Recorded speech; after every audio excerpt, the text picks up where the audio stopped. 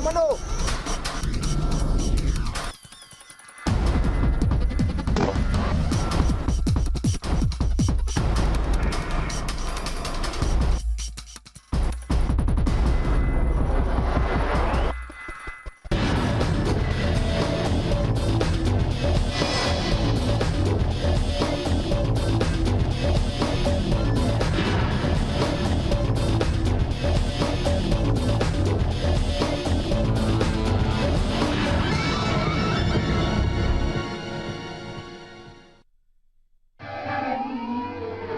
Awal tahun 2001, utara tanah air digemparkan dengan beberapa siri rompakan bernilai puluhan ribu ringgit. Lebih merisaukan, siri rompakan itu melibatkan penjenayah yang sama. Nama Mat Komando mungkin tidak asing lagi dalam sejarah jenayah di negara ini. Suatu ketika, nama Mat Komando seakan digeruni orang ramai kerana sikapnya yang berhati kering melakukan rompakan demi rompakan.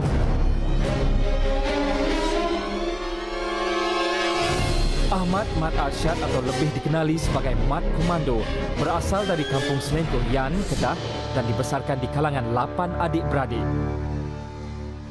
Mula terkenal apabila dia diburu pihak polis kerana mengetuai kumpulan perompak 13 bersama ahli kumpulan yang lain.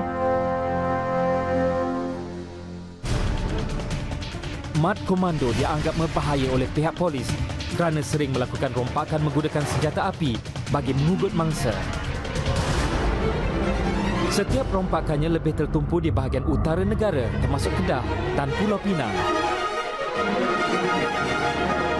Tahun 2001, Mat Komando memulakan kegiatan jenayahnya dengan merompak peladang kelapa sawit. Mat Komando dan Perompak 13 mula dikenali setelah siasatan pihak polis mengesahkan mereka ini terlibat dalam 52 kes samun bersenjata membabitkan wang tunai lebih 2.5 juta ringgit. Dan setiap rompakan dikatakan tertumpu pada bank-bank komersial dan pemborong kelapa sawit. Julukan Mat Komando diberi kerana dia pernah menyertai anggota komando, namun latihan diterima tidak melebihi 2 tahun sebelum berhenti. Apabila polis melancarkan operasi Mat Komando ni, dia mengambil nama Op Sawit.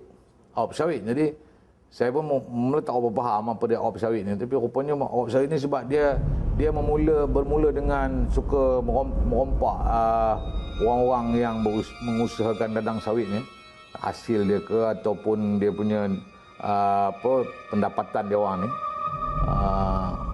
Kemudian dia juga ada pergilah ke bank yang saya ingat yang saya pernah tengok visual tu di Kedah tu, satu bank simpanan nasional lah.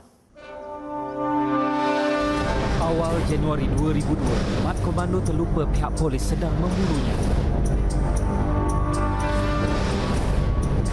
Merasakan seolah-olah tiada mata memandang, Mat Komando bersama keluarga serta ahli kumpulan 13 yang lain telah merancang sebuah percutian bersama di salah sebuah pusat peranginan di Tasik Pedu, Kuala Nerang, Kedah.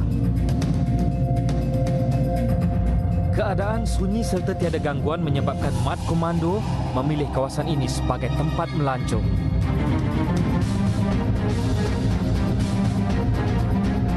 Percutian turut disertai Ismail Maktiah yang juga abang ipar kepada Mat Komando.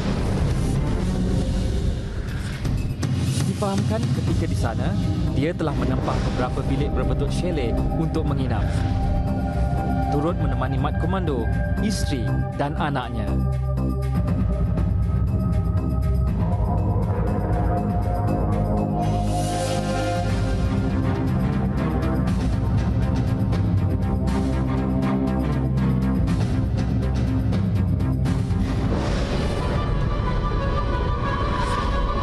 Tanpa disedari, pihak polis mula menerima maklumat mengenai kehadiran Mat Komando di pusat peranginan itu. Chief Inspector Abdul Aziz Abdul Latif yang juga pegawai penyiasat ketika itu mula mengatur strategi bersama pegawai-pegawai yang lain untuk menangkap Mat Komando. Namun siasatan serta risikan dilakukan terlebih dahulu bagi memastikan maklumat yang diterima adalah sahih. Kami dapat maklumat daripada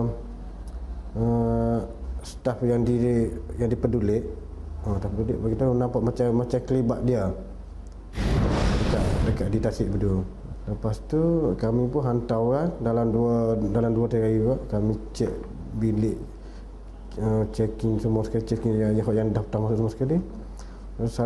Salah satu nama yang kami cek tu ada bersangkut dengan dia, bersangkut dengan mak komando lah. Lepas tu kami pun macam gak semua kami dah overtake lah, dah ambil alih. Gak depan kami dah ambil alih. Lepas tu inform pada Bukit Aman, dekat UTK. Kami pun turun dah semua, kami dah masuk dalam lah. Macam dengan telefon dia orang pun kami dah kat talian dekat Sekom, dekat Telekom semua yang panggil masuk keluar. Saksi utama kejadian malam sebelum Mat Komando mendaftar masuk ke pusat peranginan itu bekas pengawal keselamatan iaitu Nordin Ahmad.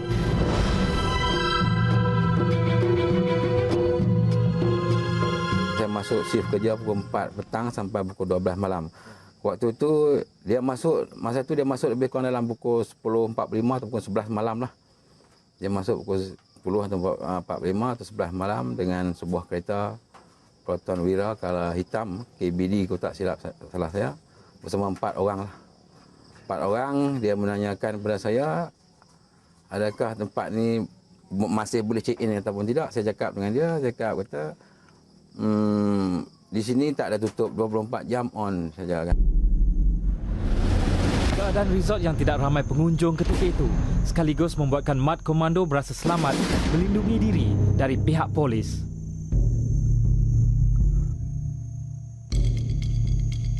Lepas tu dia cakap, nak check in ke? Saya tanya dia. Dia cakap, nak check in lah. Dia cakap, okeylah kalau nak check in, parkinglah kereta kat belakang. Kan, kat belakang tempat parking yang disediakan. Lepas tu, saya pun kawan saya yang seorang tu ambil dia pergi ke lobi lah untuk buat check in, ambil ke bilik kan. Yang 2 lagi tu tinggal kat buat-buat lah dengan saya kan. Yang 2 yang masuk ambil pergi ke lobi. Setelah hampir seminggu menginap sambil diperhatikan pihak polis, Mat Komando akhirnya mula mendaftar keluar dari resort tersebut. Ketika itu, pihak polis membuat keputusan untuk membuat penangkapan ketika Mat Komando dalam perjalanan keluar.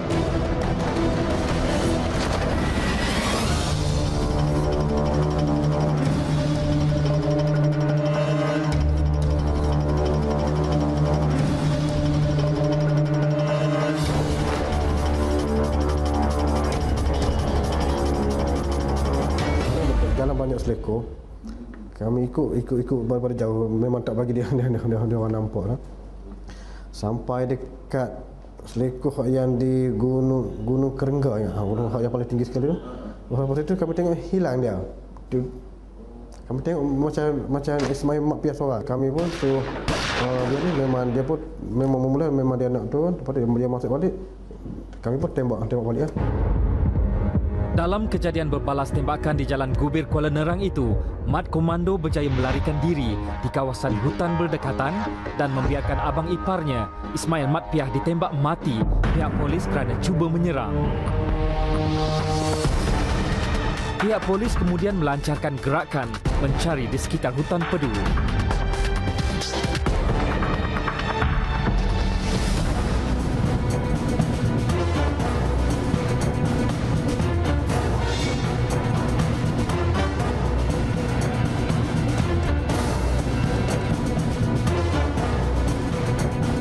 Operasi besar-besaran diperhebatkan dengan bantuan unit udara polis, anjing pengesan dan pasukan Gerak-Am PGA termasuk pasukan Senoi Prague yang mahir dengan selok-belok hutan. Namun Mat Komando licik melarikan diri.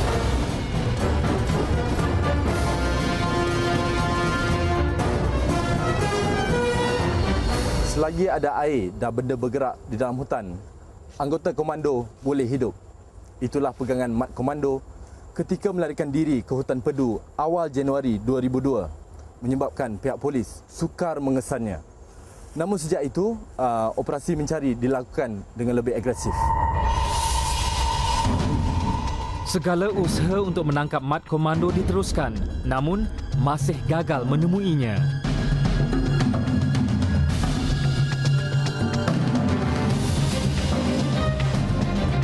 Mat Komando hilang dalam hutan simpan pedu bersempadan Thailand.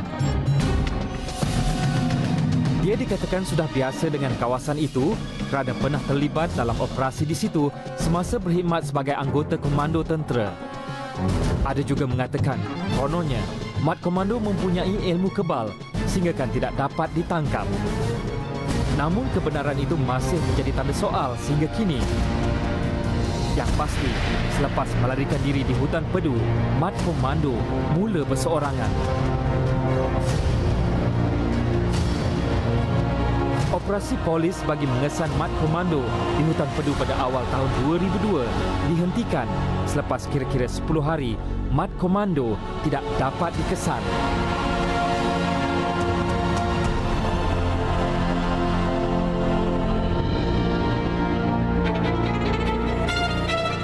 Nama Mat Komando seakan-akan lenyap sehinggalah dia muncul semula 6 bulan kemudian di Kemas Negeri Sembilan pada 28 Julai 2002 apabila sekali lagi dia bolos daripada kepungan polis.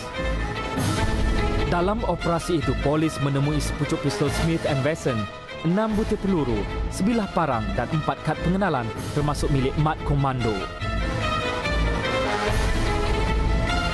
Rakan sepelariannya, Chukri Hussein yang terlepas daripada buruan polis ketika bersembunyi di sebuah rumah di Gemas Negeri Sembilan juga akhirnya menjadi musuh. Menurut pihak polis, Mat Komando dikatakan cuba membunuh Chukri di sebuah kampung di Bali. Chukri yang dipelasah dengan teruk sempat menyelamatkan diri tetapi akhirnya ditahan pihak polis.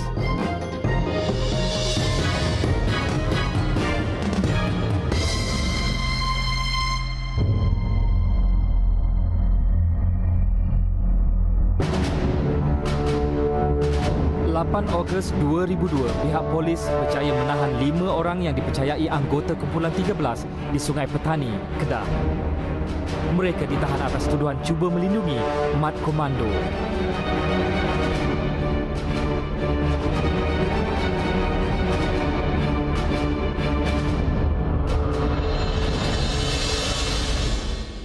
Pada 12 bulan September, lebih kurang jam 6.30 pagi, maklumat dah diterima mengatakan Mat Komando berada di bangsal ni.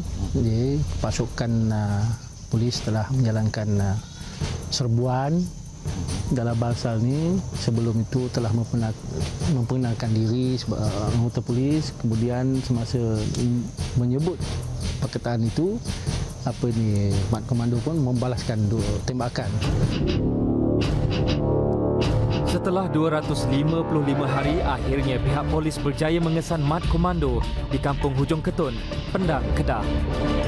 Subuh 12 September 2002, Mat Komando dikesan sedang berlindung di sebuah bangsal uzur.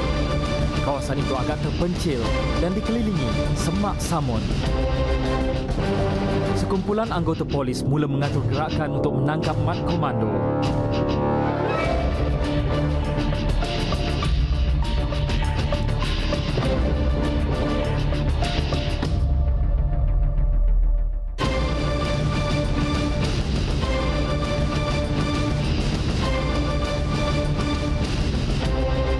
Setelah mendapati Mat Komando sedang berehat di bangsal tersebut, anggota polis mula mengambil tempat sambil memerhati setiap gerakan Mat Komando.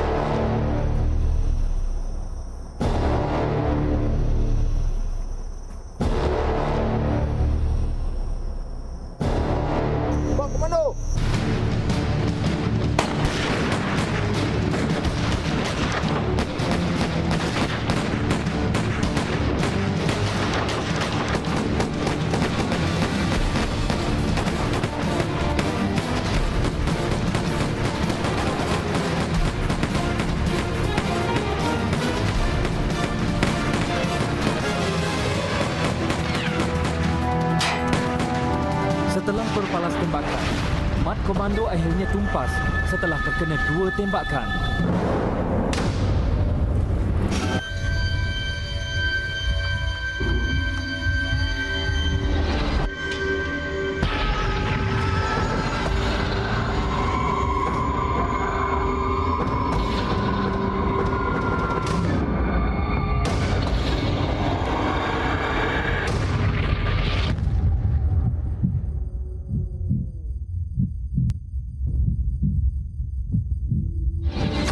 Peristiwa pada pagi ini kita menamatkan awak sapi dan kita percaya tidak ada lagi saki-baki daripada kumpulan ini yang bergerak ataupun yang masih lagi boleh meneruskan aktiviti-aktiviti yang begitu menggugat. 12 September 2002, Ops Api Sawit akhirnya menemui noktah apabila Mat Komando ditembak mati di kampung Hujung Ketun, Pendang, Kedah, sekaligus menandakan kejayaan pihak polis menumpaskan Ketua Kumpulan 13 Mat Komando atau Ahmad Muhammad Arsyad. Berani tidak bertempat, itulah gambaran mengenai Mat Komando yang akhirnya jatuh ke tanah jua.